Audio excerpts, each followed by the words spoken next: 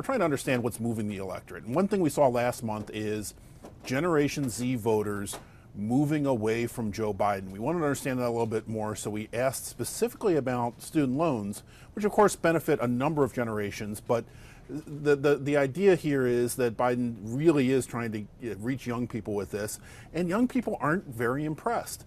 43% said that, which is a priority, said that President Biden should be doing more on student loans, but also there's just sort of a messaging failure here that what he has done, really younger voters say they haven't heard much about. And so he's really struggling to have his policies, which he thinks benefits some of these constituencies, transfer into support in the polls. So, Gregory, I mean, did you get a sense of why else, beyond the messaging, it just wasn't getting through to Gen Z? That the debt, it seems like Biden is trying to appeal, but the message is just simply not getting through. Yeah, this is a complaint that Democrats always have, is that they feel like, boy, our policies would be really popular if people just knew about them. And look, President Biden is arguably, and I think we can say this from just a historical fact, that he's arguably one of the most successful legislative presidents of the last 50, 60 years. You'd have to go back to Lyndon Johnson to see the sweep of legislation passed under a president.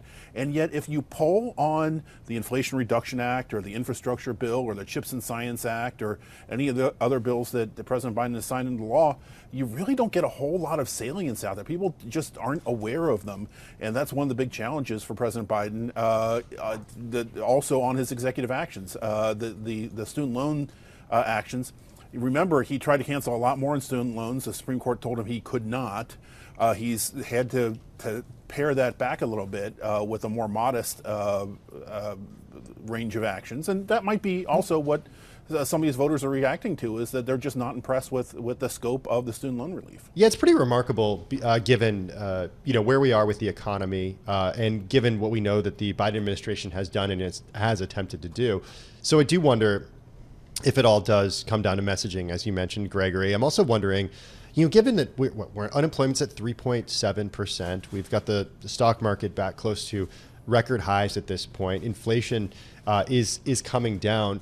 What are the conversations that are happening on President Biden at the White House for President Biden and for his reelection team at campaign headquarters about how to change this messaging and really express the successes of the Biden administration as they see them to these voters in swing states, so they do have a chance at winning reelection?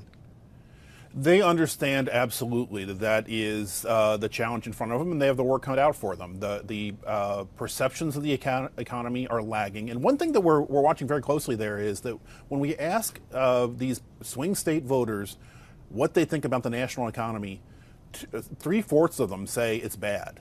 They say the national economy is heading in the wrong direction. But when we ask them about their local economy, about their state economy, about half say that it's good.